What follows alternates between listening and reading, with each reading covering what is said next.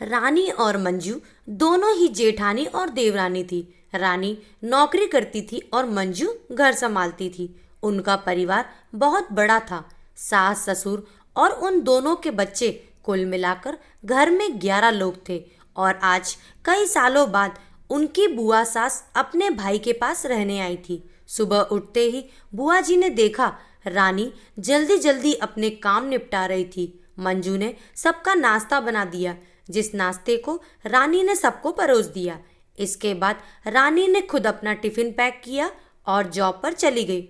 मंजू ने फिर दोपहर का खाना बनाया और थोड़ी देर बैठ गई अपनी सास और बुआ सास के पास। बुआ सास से रहा नहीं गया और मंजू से बोली कि छोटी बहू, तेरी जेठानी रानी तुझ पर बड़ा हुक्म चलाती है। सुबह से देख रही हूँ रसोई घर में तू ही लगी हुई है और वो महारानी दिखावा करने के लिए सबको नाश्ता परोस रही थी, जैसे उसी ने बनाया हो। ये सुनते ही मंजू ने अपनी बुआ सास की तरफ देखा और बड़ी प्यार से कहा, नहीं, ऐसी कोई बात नहीं है बुआ जी, रानी बहुत ही अच्छी है। बुआ बोली, तू बहुत भोली है मंजू, पर मैं सब समझती हूँ। इतनी बूढ़ी मैं ऐसे ही नहीं हुई हूँ। मंजू से अब रहा नहीं गया और वो बोली कि बुआ जी, आपको रानी दीदी का बाकी सबको नाश्ता परोसना दिखा, मगर आपको ये नहीं पता कि उन्होंने मुझे डांट कर सबसे पहले नाश्ता करवाया, फिर चाय पिलाई और वो रोज ही मुझे सबसे पहले ही नाश्ता करवा देती हैं, वरना सबका नाश्ता बनाते हुए तो मैं नाश्ता ही न कर पाऊँ। वो मेरा कितना ख्याल रखती हैं। दीदी सुबह जल्दी उठकर मंदिर की साफ सफाई करके फूल सजाकर रखती हैं और वो मुझे खुद से 1 घंटा लेट उठने को कहती हैं, क्योंकि मुझे उठते ही नहाकर सीधा रसोई में ही जाना पड़ता है। शाम को ऑफिस से आते वक्त दीदी बाजार से सब्जियां भी लेकर आती हैं, क्योंकि हमारे हस्बैंड रात को लेट हो जाते हैं और रानी दीदी ने सासू माँ को बाजार जाने के लिए मना किया है, क्योंकि माँ जी अब 62 साल से ऊपर की हो चुकी हैं। कहीं बाजार जाते समय उन्हें तकलीफ न हो जाए।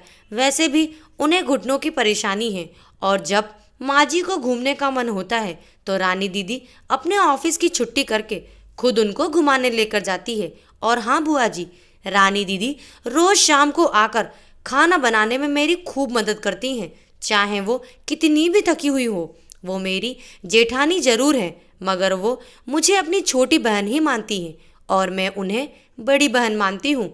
ये सब सुनते ही बुआ चुप हो गई। शायद उनकी चुगली मंजू के आगे फैल हो चुकी थी।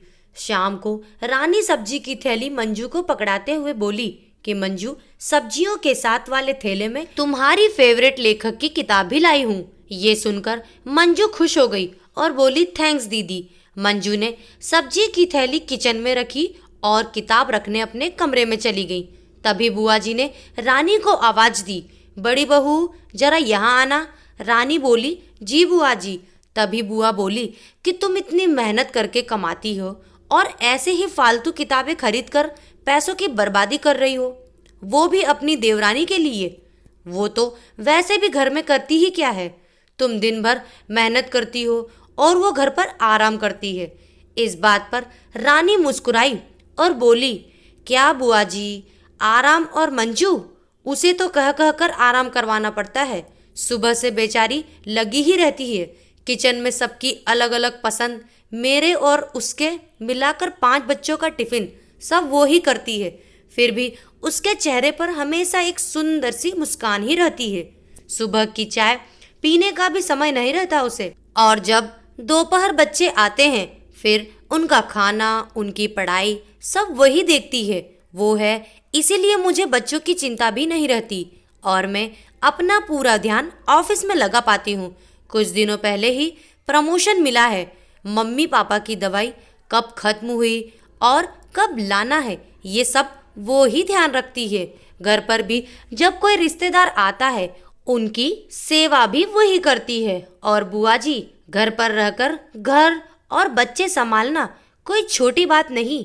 मेहमानों की भी आओ भगत मंजू बिना किसी शिकायत के करती है। उसे तो बस पढ़ने का ही शौक है। फिर क्या मैं अपनी छोटी बहन की छोटी सी इच्छा भी पूरी नहीं करूंगी? अगर उसकी इच्छा मैं पूरी नहीं करूंगी तो कौन करेगा? अब तो बुआ की पूरी तरह से ही बोलती बंद हो चुकी थी।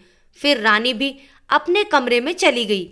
ये सारी बातें रानी की सास पीछे खड़ी हुई सुन रही थी। वो बुआ के पास आकर बोली कि जीजी, ये दोनों देवरानी जेठानी जरूर है, मगर इनका प्रेम दो सगी बहनों से भी ज्यादा बढ़कर है। ये दोनों ही एक दूसरे का अधूरापन पूरा करती है।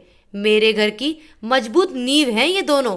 पहले मैं भी एक बुरी सास थी और हमेशा ही मैं इनको लड़ाने की ही सोचती थी, लेकिन इनके प्रेम के आगे मैं भी पिघल गई। और वैसे भी इनको लड़वाकर नुकसान तो हमारे ही घर का है ना, इसीलिए मैं भी इनके ही प्रेम में मिल चुकी हूँ। लेकिन ये बातें रानी और मंजू की बुआ सास को समझ नहीं आई और वो मुंह घुमाकर अपने कमरे में चली गई, क्योंकि वो तो इनको लड़वाने ही आई थी। लेकिन रानी और मंजू जैसी बहुओं के बीच दरार पैदा करना बिल्कुल नामुमकिन था। और दोस्तों, अगर रानी व मंजू जैसी बहू बेटी हर घर में हो तो उनके प्यारे घर को बड़ी से बड़ी ताकत भी नर्क नहीं बना सकती।